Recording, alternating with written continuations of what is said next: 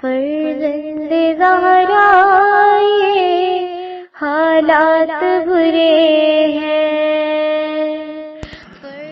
کاشانہ بصیرت ایک ایسا مکمل یوٹیوب چینل جس پر محروم بصارت کے لیے بالخصوص اور تمام افراد کے لیے بالعموم سینکڑوں کی تعداد میں اسلامی کتب دستیاب ہیں۔ لہذا گزارش ہے کہ آپ اپنی ذمہ داری نبھاتے ہوئے کاشانہ بصیرت کو سبسکرائب کرنے کے ساتھ ساتھ بیل آئیکن کو پریس کیجئے تاکہ آپ علم کے حصول کے ساتھ ساتھ مذہب اہل بیت کی اشاعت میں بھی اہم کردار ادا کرتے رہیں۔ کاشانہ بصیرت۔ فرزند زہرا یہ حالات برے ہیں۔ السلام علیکم ورحمۃ اللہ وبرکاتہ۔ سامعین، آپ سماعت فرما رہے ہیں الکوثر فی تفسیر القرآن جلد نمبر 9۔ مفسر ہیں حجت الاسلام مولانا محسن علی نجفی صاحب۔ آج ہم آپ کے سامنے اس کی 8ویں ریکارڈنگ پیش کر رہے ہیں۔ ما افاء اللہ علی رسولہ من اہل القری فللہ وللرسول ولذی القربى والیتامی والمساکین وابن السبیل کی لا یکون دولة بین الاغنیاء منکم وما آتاکم الرسول فخذوه وما نهاکم عنہ فانتہوا واتقوا اللہ ان اللہ شدید العقاب۔ اللہ نے ان بستی والوں کے مال سے جو کچھ بھی اپنے رسول کی آمدنی قرار دیا ہے وہ اللہ اور رسول اور قریب ترین رشتہ داروں اور یتیموں، مسکینوں اور مسافروں کے لیے ہے، تاکہ وہ مال تمہارے دولت مندوں کے درمیان ہی گردش نہ کرتا رہے، اور رسول جو تمہیں دے دیں وہ لے لو، اور جس سے روک دیں اس سے رک جاؤ، اور اللہ کا خوف کرو، اللہ یقیناً شدید عذاب دینے والا ہے۔ تفسیر آیات۔ اس آیت کو بعض مفسرین نے سابقہ آیت کے اجمال کی تفصیل قرار دیا ہے، یعنی سابقہ آیت میں مذکور فی کے مصارف کا ذکر قرار دیا ہے۔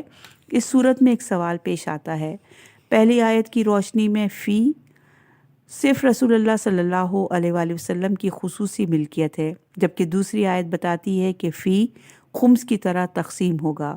یہ دونوں باتیں کس طرح قابل جمع ہیں؟ اس کے متعدد جوابات دیے گئے ہیں۔ ایک یہ کہ دوسری آیت کا تعلق کسی خاص فی سے متعلق ہے جس میں تقسیم ہونا لازمی ہے۔ دوسرا یہ جواب دیا گیا ہے کہ دوسری آیت ناسخ ہے۔ تیسرا جواب یہ دیا گیا کہ یہ تقسیم ضروری نہیں ہے، رسول اکرم صلی اللہ علیہ وآلہ وسلم کی طرف سے تفضل ہے۔ بعض مفسرین نے لکھا ہے کہ الجمع بین الآیتین و حکمہ فی غیات الاشکال، ان دو آیتوں کو جمع کرنا اور حکم نکالنا انتہائی مشکل ہے۔ اس جگہ سب سے بہتر جواب حضرت آیت اللہ العظمیٰ خوئی رحمۃ اللہ علیہ کا ہے، جو فرماتے ہیں پہلی آیت کا موضوع بلا قتال حاصل شدہ مال ہے جو رسول اللہ صلی اللہ علیہ وآلہ وسلم کی خصوصی ملکیت ہے۔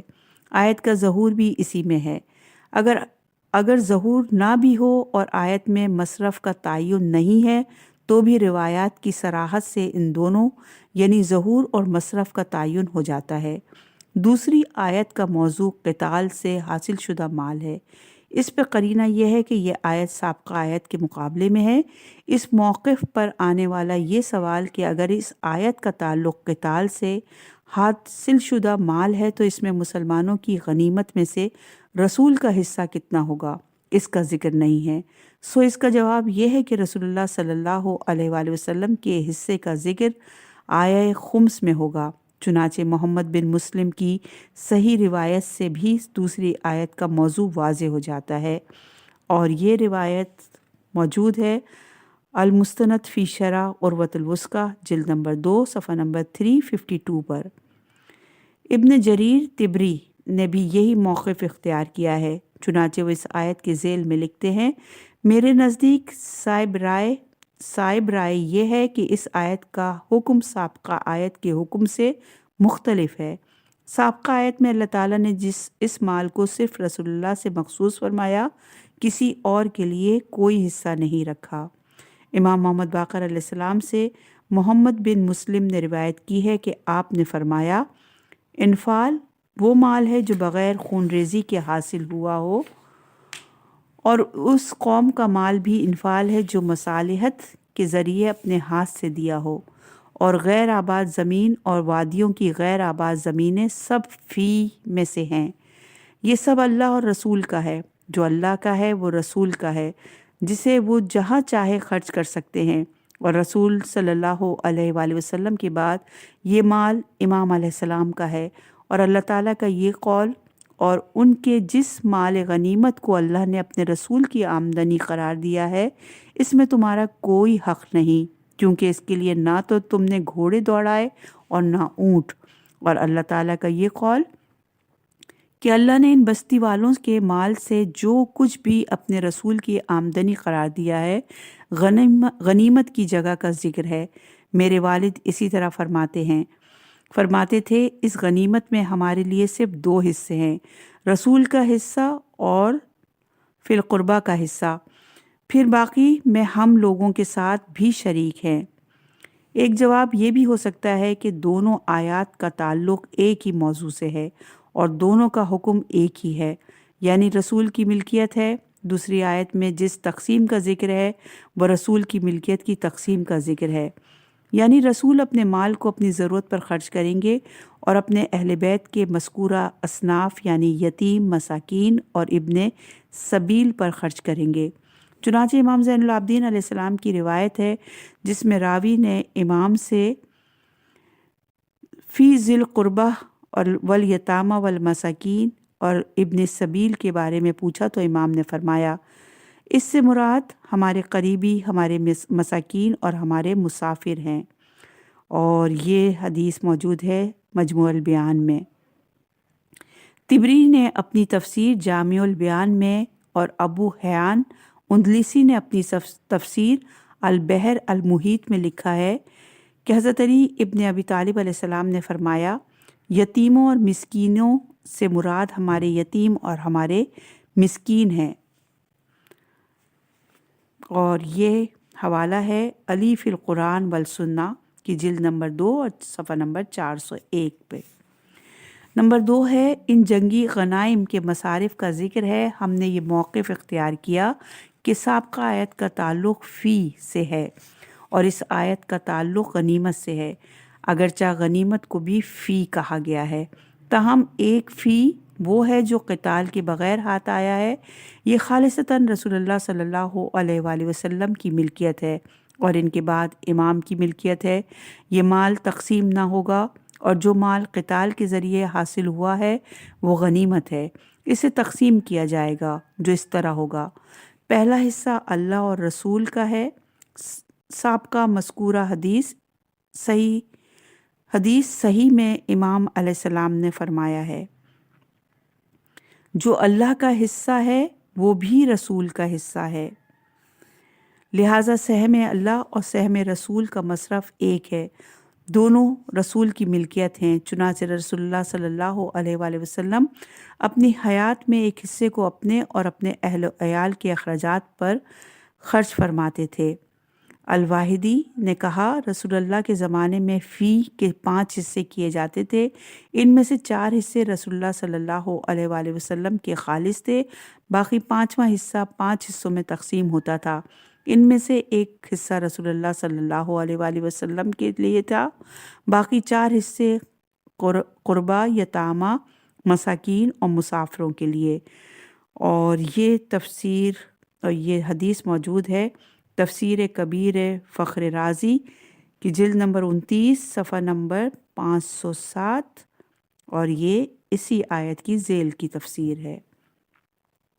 امام محمد باقر علیہ السلام سے روایت ہے، میرے والد فرماتے تھے، سہم رسول اور سہم ذی القربہ ہمارا حق ہے اور باقی میں بھی ہم لوگوں کے ساتھ شریک ہیں، اور یہ ہے حدیث موجود الوسائل کی جلد نمبر 15 اور صفحہ نمبر 114 پر۔ لہٰذا شیعہ امامیہ کے نزدیک رسول اللہ صلی اللہ علیہ وآلہ وسلم کا حصہ ان کے بعد امام کی ملکیت ہے۔ دیگر فقہی مسالک میں اختلاف ہے۔ بعض کہتے ہیں کہ رسول اللہ صلی اللہ علیہ وآلہ وسلم کا حصہ مساحل مسلمین کے لیے ہے، سرحدوں کی حفاظت، نہروں اور پلوں کی تعمیر میں خرچ کیا جائے گا۔ امام شافعی سے یہ رائے منقول ہے کہ رسول اللہ صلی اللہ علیہ وآلہ وسلم کی ذات خاص کے لیے جو حصہ تھا وہ آپ کے بعد آپ کے خلیفہ کے لیے ہے، کیونکہ آپ اس کے مستحق اپنے منصب امامت کی بنا پر تھے، نہ کہ منصب رسالت کی بنا پر۔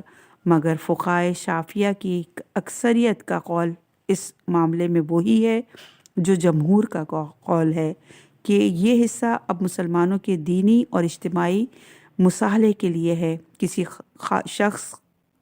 خاص کے لیے نہیں ہے۔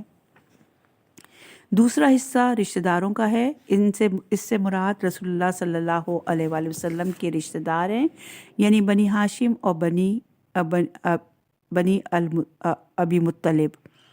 یہ حصہ اس لیے مقرر کیا گیا کہ رسول اللہ صلی اللہ علیہ وآلہ وسلم اپنی ذات اور اپنے اہل و عیال کے حقوق ادا کرنے کے ساتھ ساتھ اپنے ان رشتہ داروں کے حقوق بھی ادا کر سکیں جو آپ کی مدد کے محتاج ہوں یا آپ جن کی مدد کرنے کی ضرورت محسوس فرمائیں۔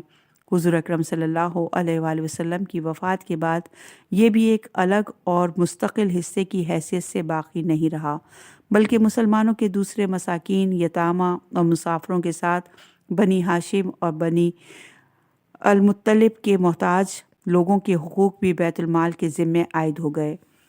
عطا بن صائب کہتے ہیں کہ حضرت عمر بن عبدالعزیز نے اپنے عہد میں حضور کا حصہ اور رشتہ داروں کا حصہ بنی ہاشم کو بھیجنا شروع کر دیا تھا، اور یہ حدیث موجود ہے تفہیم القرآن کی جلد نمبر 5 صفحہ نمبر 391 اور 392 پر۔ سہم ذی القربہ کو ختم کرنے کے بعد اہل بیت کو خمس سے محروم کر دیا گیا۔ زکوٰۃ ان کے لیے پہلے ہی حرام تھی۔ اس طرح اہل بیت کے خلاف ایک منظم سازش جاری رہی۔ نمبر 3، کسی معاشرے میں اقتصادی عدالت کا دار و مدار تقسیم دولت کے اصول کی عادلانہ پر ہونے پر ہے۔ اسلام میں تقسیم دولت اور 2 اصولوں پر قائم ہے: محنت اور ضرورت۔ تقسیم دولت میں پہلی اہمیت محنت کو حاصل ہے، جبکہ محنت ہی مالکیت کے لیے بنیاد فراہم کرتی ہے۔ اس کے بعد احتیاج اور ضرورت بنیاد ہے۔ ہر معاشرے میں لوگ 3 گروہوں میں تقسیم ہوتے ہیں۔ پہلا گروہ اپنی مہارت اور ذہانت کی بنیاد پر اپنی ضرورت سے زیادہ کماتا ہے۔ دوسرا گروہ اپنی ضرورت کے مطابق یا اس سے کم کماتا ہے۔ تیسرا گروہ کمانے کے قابل نہیں ہوتا۔ تقسیم دولت میں پہلا گروہ اپنی محنت اور مہارت کی بنیاد پر دولت اور مال کا مالک بن جاتا ہے، اور تیسرا گروہ حاجت مندی اور ضرورت کی بنیاد پر مالک بن سکتا ہے، جبکہ دوسرے گروہ میں دونوں باتیں جمع ہو سکتی ہیں۔ محنت اور ضرورت دونوں بنیادوں پر یہ مالک بن سکتا ہے۔ یہ آیت شریفہ تقسیم دولت میں احتیاج اور ضرورت کی بنیاد بنانے کی ضرورت پر زور دیتی ہے۔ اگر تقسیم دولت میں احتیاج کو بنیاد نہ بنایا جائے تو نتیجہ یہ ہوگا کہ ملکی دولت امیروں کو ہاتھوں میں گردش کرے گی۔ چنانچہ خلیفہ اول کے بعد جب تقسیم دولت کی اس بنیاد کو نظر انداز کر کے دیگر درجیات کو بنیاد بنایا تو اسلامی معاشرہ طبقاتی معاشرہ بننا شروع ہوا، اور چشم فلک نے دیکھ لیا تھوڑے عرصے بعد بااثر اصحاب کے ترکے میں ملنے والے سونے کو کلہاڑوں سے تقسیم کیا گیا۔ نمبر 5، رسول سے صادر شدہ احکام کی خلاف ورزی کی صورت میں اللہ کے غضب اور عذاب سے بچو۔ ایسی خلاف ورزی کرنے والوں پر اللہ کا عذاب بھی شدید ہوگا۔ جاگیر فدق ایک بستی کا نام ہے جو مدینے سے 2 یا 3 دن کے فاصلے پر واقع ہے۔ سن 7 ہجری تک اس بستی میں یہودی سکونت رکھتے تھے۔ فتح خیبر کے بعد یہودیوں کے دلوں میں اللہ تعالیٰ نے رعب ڈالا، چنانچہ یہودیوں نے رسول اللہ صلی اللہ علیہ وآلہ وسلم سے نفس فدق اور بقول پورے فدق پر مصالحت کی۔ فدق چونکہ بلا قتال رسول اللہ صلی اللہ علیہ وآلہ وسلم کے قبضے میں آیا تھا، قرآنی اس صراحت کے مطابق یہ رسول اللہ صلی اللہ علیہ وآلہ وسلم کی خصوصی ملکیت تھی۔ رسول اللہ صلی اللہ علیہ وآلہ وسلم نے یہ بستی بی فاطمۃ الزہرا سلام اللہ علیہ کو عنایت فرمائی اور رسول اللہ صلی اللہ علیہ وآلہ وسلم کی وصال کے وقت یہ آپ کے قبضے میں تھی۔ چنانچہ نہج البلاغہ کے مکتوب نمبر 45 کے مطابق حضرت علی علیہ السلام عثمان بن حنیف کے نام اپنے ایک خط میں تحریر فرماتے ہیں۔ آپ کہتے ہیں بے شک اس آسمان کے سائے تلے لے دے کر ایک فدق ہمارے ہاتھوں میں تھا، اس پر بھی کچھ لوگوں کے منہ سے رال ٹپکی اور دوسرے فریق نے اس کے جانے کی پرواہ نہ کی، لیکن رسول اللہ صلی اللہ علیہ وآلہ وسلم کی وصال کے بعد صاحب سوائق المرحقہ کی تصریح کے مطابق حضرت عمر نے فدق چھین لیا۔ بنا روایت حضرت عمر نے اپنے دور خلافت میں واپس کیا تھا، لیکن جب حضرت عثمان خلیفہ ہوئے تو انہوں نے راندائے رسول مروان بن حکم کی جاگیر میں دے دیا۔ جب حضرت علی علیہ السلام کی خلافت قائم ہوئی تو بنی امیہ کی لوٹی ہوئی دیگر تمام جائیدادوں اور اموال کے ساتھ فدق بھی مروان سے لے لیا گیا۔ اس سلسلے میں سب سے بڑی توجہ یہ تھی کہ حضرت علی علیہ السلام نے اپنے دور خلافت میں حضرت ابوبکر کی سیرت پر عمل کیا اور فدق اولاد زہرا سلام اللہ علیہ کو واپس نہیں کیا۔ اگر حضرت زہرا سلام اللہ علیہ کا دعویٰ درست ہوتا تو حضرت علی علیہ السلام ایسا نہ کرتے، چونکہ حالانکہ ایسا کوئی شواہد نہیں ملتے کہ آپ نے حضرت ابوبکر کی سیرت پر عمل کیا ہو۔ جو شواہد ہمارے سامنے ہیں ان کے مطابق آپ علیہ السلام نے فدق کو بی بی فاطمۃ الزہرا سلام اللہ علیہ کا حق سمجھتے تھے، چنانچہ عثمان بن حنیف کے نام آپ کے خط سے ظاہر ہے۔ اپنی خلافت میں آپ اموال فدق اور میراث رسول صلی اللہ علیہ وآلہ وسلم کے صاحب اختیار تھے کہ اہل بیت کے مصارف میں خرچ کریں یا وقف کریں اور صدقات میں شامل کریں۔ معاویہ کے دور میں تو اموال فدق کے ساتھ مزید کھیل کھیلا گیا، اسے 3 حصوں میں تقسیم کیا گیا، ایک حصہ مروان بن حکم، ایک حصہ عمر بن عثمان اور ایک حصہ اپنے بیٹے یزید کو دیا۔ جب مروان کی اپنی حکومت قائم ہوئی تو پورے پر اسی کا دوبارہ قبضہ ہو گیا۔ جب عمر بن عبدالعزیز بن مروان کی حکومت قائم ہوئی تو انہوں نے مدینے کے اپنے والی کو لکھا فدق اولاد فاطمہ کو واپس کیا جائے۔ والی نے جواب میں لکھا اولاد فاطمہ مختلف کنبوں میں پھیلی ہوئی ہے، میں کس کس کو دوں؟ عمر بن عبدالعزیز نے لکھا کہ اگر میں تجھے لکھوں کہ ایک گائے ذبح کرو تو تو پوچھنے لگے گا کہ اس کا رنگ کیا ہو، میرا خط ملتے ہی اولاد فاطمہ میں تقسیم کرو۔ اس پر بنی امیہ کے لوگوں نے صدائے احتجاج بلند کی، تم نے شیخین کی سیرت کو متون کیا۔ عمر بن عبدالعزیز نے کہا میں جانتا ہوں تم نہیں جانتے، مجھے یاد ہے تم نے بھلا دیا ہے الآخر۔ اس کے بعد یزید بن عبد الملک نے اولاد فاطمہ سے فدق چھین لیا اور مروان کی اولاد کے قبضے میں چلا گیا۔ جب بنی عباس کی حکومت قائم ہوئی اور ابو عباس صفح نے فدق اولاد فاطمہ کے حوالے کیا، بعد میں ابو جعفر منصور نے پھر چھین لیا، بعد میں مہدی منصور نے اولاد فاطمہ کو پھر واپس کر دیا، لیکن اس کے بعد موسیٰ بن مہدی نے اپنے قبضے میں لے لیا۔ اس طرح فدق عباسیوں کے قبضے میں رہا۔ جب مامون کی حکومت قائم ہوئی تو سن 210 ہجری میں اولاد فاطمہ کو واپس کر دیا۔ اس کے بعد متوکل عباسی نے پھر اولاد فاطمہ سے واپس لے لیا، عبداللہ بن عمر البازیار کو دے دیا۔ روایت ہے کہ فدق میں 11 کھجور کے درخت ایسے بھی تھے جنہیں رسول اللہ صلی اللہ علیہ وآلہ وسلم نے خود اپنے دست مبارک سے لگایا تھا۔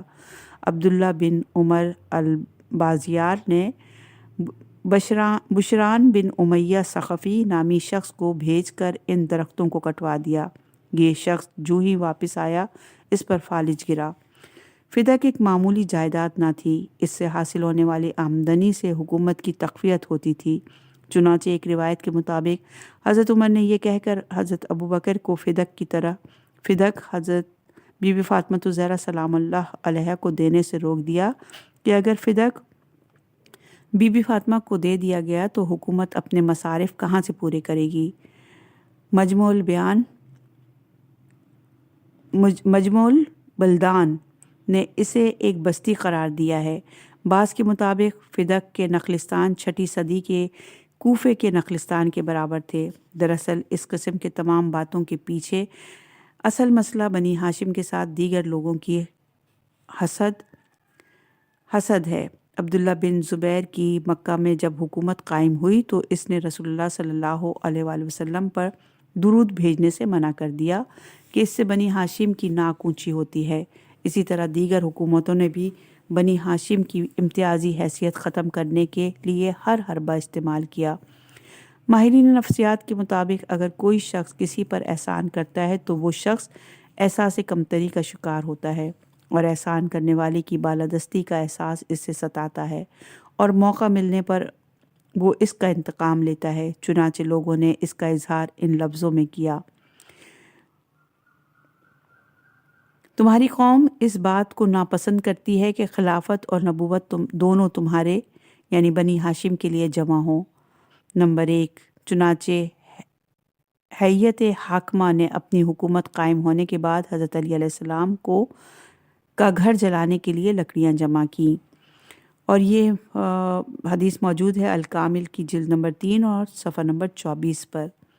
نمبر 2، لوگوں نے کہا اس گھر میں فاطمہ ہے، کہا ہونے دو۔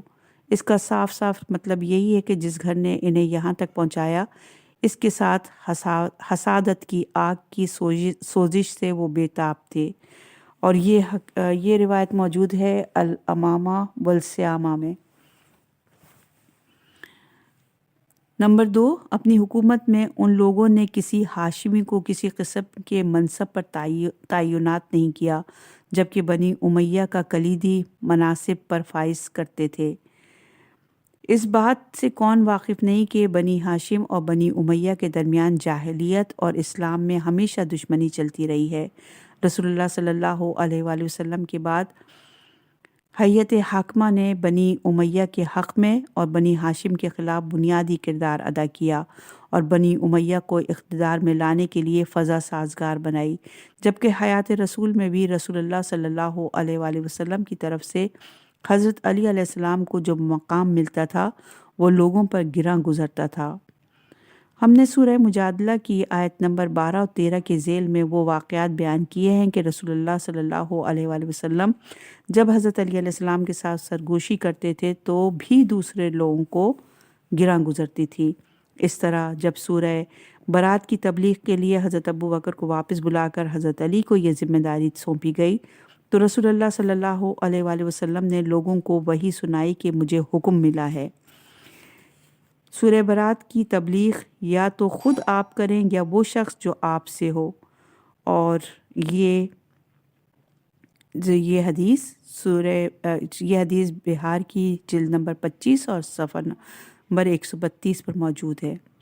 جنگ تبوک پر جاتے ہوئے اپنی جگہ حضرت علی علیہ السلام کو مدینے میں جانشین بنایا تو فرمایا ضروری ہے یا میں خود مدینے میں رہوں یا آپ رہیں۔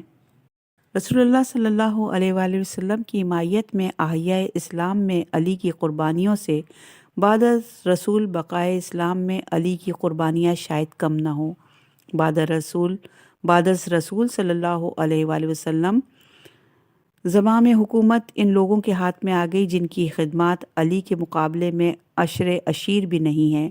ان لوگوں نے علی اور اولاد فاطمہ کو ہر حیثیت سے محروم رکھا، تو علی علیہ السلام نے یہ دیکھ کر صبر کیا کہ رسول اللہ صلی اللہ علیہ وآلہ وسلم کے وصال کے بعد گرد و پیش کے لوگ اسلام سے منحرف ہو رہے ہیں۔ اگر دارالحکومت مدینے میں اختلاف رونما ہوا تو بقائے اسلام کو خطرہ لاحق ہوگا، لیکن جب 25 سال بعد علی علیہ السلام کی حکومت قائم ہوتی ہے تو دوسروں نے ایک دن کے لیے بھی اپوزیشن میں بیٹھنے کے لیے صبر نہیں کیا اور حضرت علی علیہ السلام کے خلاف متعدد محاذوں پر جنگیں لڑیں، حتیٰ کہ ام المومنین تک کو گھر کی چار دیواری سے نکالا۔ حضرت آیت اللہ سید محمد باقر صدر شہید فرماتے ہیں اگر ایثار و قربانی ایک کتاب کی شکل میں ہوتی تو علی علیہ السلام اس کتاب کا تابناک عنوان ہوتے، اور رسول اللہ صلی اللہ علیہ وآلہ وسلم رسول اللہ صلی اللہ علیہ وسلم نے جب آسمانی تعلیمات پیش فرمائیں تو اگر وہ اس روئے زمین پر کوئی عملی تعبیر ہے تو علی علیہ السلام اس کی زندہ جاوید تعبیر ہے، اور یہ حدیث موجود ہے فدق فی التاریخ صفحہ نمبر 74 پہ۔ بی بی فاطمہ الزہرا سلام اللہ علیہا نے ہیئت حاکمہ سے اپنے حق کے مطالبے کے لیے 3 طریقے اختیار فرمائے۔ نمبر 1، پہلا قدم یہ اٹھایا کہ کسی کو خلیفہ کے پاس بھیج کر اپنی میراث کا مطالبہ کیا۔ نمبر 2، خود بنفس نفیس خلیفہ سے خمس اور فدق میں سے اپنے حق کا مطالبہ فرمایا۔ نمبر 3، رسول اللہ صلی اللہ علیہ وآلہ وسلم کے وصال کے 10 دن بعد مسجد میں خطبہ دے کر اپنے حق کا سر عام اعلان کیا۔ نمبر 4، حضرت ابوبکر اور حضرت عمر سے اس وقت مطالبہ فرمایا جب یہ دونوں آپ سے معذرت کرنے آئے تھے، جس میں آپ نے فرمایا اگر میں رسول اللہ صلی اللہ علیہ وآلہ وسلم سے حدیث بیان کروں تم اس پر عمل کرو گے؟ دونوں نے کہا ہاں۔ فرمایا کیا تم دونوں نے رسول اللہ صلی اللہ علیہ وآلہ وسلم کو یہ کہتے ہوئے سنا ہے فاطمہ کی خوشنودی میری خوشنودی، فاطمہ کی ناراضگی میری ناراضگی ہے۔ جس نے میری بیٹی فاطمہ سے محبت کی اس نے مجھ سے محبت کی، جس نے فاطمہ کو راضی کیا اس نے مجھے راضی کیا، جس نے فاطمہ کو ناراض کیا اس نے مجھے ناراض کیا۔ دونوں نے کہا ہاں ہم نے رسول اللہ صلی اللہ علیہ وآلہ وسلم سے سنا ہے۔ پھر فرمایا میں اللہ اور اللہ کے فرشتوں کو گواہ بناتی ہوں تم دونوں نے مجھے ناراض کیا ہے، تم دونوں نے مجھے راضی نہیں کیا۔ جب میں نبی سے ملوں گی تم دونوں کی شکایت کروں گی۔ یہ حدیث بہار کی جلد نمبر 28 اور صفحہ نمبر 356 پر موجود ہے۔ 5واں، انصار و مہاجرین کی خواتین سے خطاب کرتے ہوئے احتجاج فرمایا۔ نمبر 6، اپنی وصیت کے ذریعے جس میں آپ سلام اللہ علیہ نے اپنے جنازے میں شرکت سے منع فرمایا۔ رہا یہ سوال کہ حضرت ابوبکر نے ایک حدیث نقل کی جس میں رسول اللہ صلی اللہ علیہ وآلہ وسلم سے فرمایا ہم گروہ انبیاء وارث نہیں بناتے، جو ہم چھوڑ جاتے ہیں وہ صدقہ ہوتا ہے۔ اول تو اس حدیث کو صرف حضرت ابوبکر نے روایت کیا ہے۔ ثانیاً یہاں بعد کے واقعات کی روشنی میں یہ سوال اٹھتا ہے کہ حضرت ابوبکر اس حدیث پر خود ایمان رکھتے تھے کیونکہ نمبر 1، حضرت ابوبکر نے فدق بی بی زہرا سلام اللہ علیہا کے حوالے کیا تھا۔ روایت ہے حضرت ابوبکر نے فدق بی بی زہرا سلام اللہ علیہا کو لکھ کر دے دیا۔ حضرت عمر کو جب اس کا پتہ چلا تو پوچھا یہ کیا کیا؟ حضرت ابوبکر نے کہا یہ تحریر بی فاطمہ کے لیے ہے اپنے والد کی میراث کے بارے میں۔ حضرت عمر نے کہا مسلمانوں پر کیا خرچ کرو گے؟ عرب نے تم سے جنگ کر رکھی ہے۔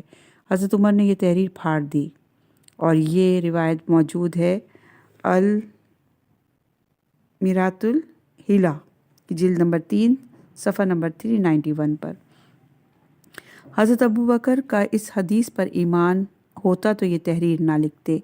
نمبر 2، حضرت ابوبکر نے وصیت کی کہ مجھے رسول اللہ صلی اللہ علیہ وآلہ وسلم کے پہلو میں دفن کیا جائے۔ یہ وصیت اس وقت صحیح ہو سکتی جب حدیث سے نحن المعاشر الانبیاء سے گریز کیا ہو وہ اور اپنی بیٹی عائشہ کو وارث تسلیم کیا ہو، اگرچہ حضرت عائشہ کو صرف 8ویں حصے میں سے 9واں حصہ ملتا ہے، اور خود حضرت عائشہ نے امام حسن علیہ السلام کو اپنے نانا کے پہلو میں دفن کرنے سے منع کرتے ہوئے کہا کہ میرے گھر میں اسے دفن نہ کرو جسے میں نہیں چاہتی۔ یہ وارث نہیں بن سکتی تھی تو بیتی میرا گھر کیسے ہوا؟ نمبر 4، یہ بات بھی اپنی جگہ مسلم ہے کہ خلیفہ نے زوجات رسول سے ان کے حجرے نہیں چھینے، نہ ہی ہبہ کا ثبوت مانگا، اور سورہ احزاب کی آیت نمبر 30 اور اپنے گھروں میں جم کر بیٹھی رہو سے زوجات کی ملکیت ثابت نہیں ہوتی، صرف نسبت ثابت ہوتی ہے، چونکہ دیگر آیات اور احادیث میں ان گھروں کے رسول اللہ صلی اللہ علیہ وآلہ وسلم کی ملکیت ہونے کا بیان ہے۔ اور سورہ احزاب کی آیت نمبر 53 میں ہے کہ اے ایمان والو، نبی کے گھروں میں داخل مت ہونا مگر یہ کہ تمہیں اجازت دی جائے، اور حدیث میں ہے کہ میرے گھر اور میرے ممبر کے درمیان جنت کے باغات میں سے ایک باغ ہے، اور یہ ہے روایت الکافی کی جلد نمبر 4 اور صفحہ نمبر 554 پر۔ نمبر 4 ہے تاریخ انبیاء میں سے اس بات کا کوئی ذکر نہیں ملتا کہ انبیاء نے اپنی اولاد کو وارث نہ بنایا ہو۔ قرآن سے تو ثابت ہوتا ہے کہ انبیاء کی اولاد وارث بنتی تھی۔ نمبر 5، کیا رسول اللہ صلی اللہ علیہ وآلہ وسلم نے اپنی بیٹی سے مسئلہ بیان نہیں فرمایا ہوگا کہ جبکہ سورہ شورا کی آیت نمبر 214 میں ارشاد ہے کہ رسول اللہ صلی اللہ علیہ وسلم پر واجب ہے کہ اپنے قریبی ترین رشتہ داروں کو احکام خداوندی بتا دیں۔ نمبر 6 ہے کوئی اگر نبی کے وارث نہیں بن سکتا تو رسول اللہ صلی اللہ علیہ وآلہ وسلم اس مسئلے کو اس کے متعلقہ افراد بی بی فاطمہ الزہرا سلام اللہ علیہا، حضرت علی علیہ السلام، حضرت ابن عباس سے بیان فرماتے۔ نمبر 7، اگر ہم اس حدیث کو درست فرض کر لیں تو عبارت اس طرح ہو سکتی ہے کہ یعنی جو چیز ہم بطور صدقہ چھوڑ جاتے ہیں اس کے ہم کسی کو وارث نہیں بناتے۔ یہاں اس توجہ پر ایک سوال آتا ہے کہ جو مال انسان بطور صدقہ یعنی وقف چھوڑ جاتا ہے وہ سب کے لیے ہے، اس کا کوئی وارث نہیں ہوتا، اس میں انبیاء کی کوئی خصوصیت نہیں ہے۔ جواب دیا گیا کہ خصوصیت یہ ہے کہ انبیاء علیہ السلام جس چیز کو صدقہ کرنے کا عزم کرتے ہیں وہ وراثت میں نہیں آتی، جبکہ دوسرے لوگوں کے لیے صیغہ وقف جاری کرنا ضروری ہوتا ہے، صرف عزم اور وعدہ کافی نہیں۔ یہی معنی امام شمس الدین سرخسی نے بھی سمجھا ہے، چنانچہ اپنی کتاب المثبوت باب الوقف میں حدیث کے مذکورہ معنی کرنے کے بعد مذکورہ سوال کا جواب دیتے ہیں۔ آپ کہتے ہیں کہ حدیث کی اس تعویل کی بنا پر بیان کرنا مقصود ہے کہ انبیاء علیہ السلام کی طرف سے وقف کے نافذ اور ناقابل تنسیخ ہونے میں یہ خصوصیت ہے کہ ان کی طرف سے صرف وعدے پر وقف لازم ہو جاتا ہے کہ ان کا وعدہ دوسروں کے معاہدے کی طرح ہے۔ ہم نے امام سرخسی کی پوری عبارت سورہ مریم کی آیت نمبر 6 کے ذیل میں درج کی ہے۔ قاضی ایاز نے اپنی معروف کتاب العما صفحہ نمبر 151 پر بحث کی ہے کہ اس حدیث میں لفظ صدقۃ الرفع پڑھا جائے یا بالفتح، اور یہ حدیث صدقہ پڑھنے کی صورت میں حدیث کے معنی یہ ہوں گے کہ جو ہم چھوڑ جاتے ہیں وہ صدقہ ہوتا ہے، وراثت نہیں، اور بالفتح یعنی صدقہ پڑھنے کی صورت میں حدیث کے معنی یہ ہوں گے کہ جو ہم صدقے کے طور پر چھوڑ جاتے ہیں اس میں وراثت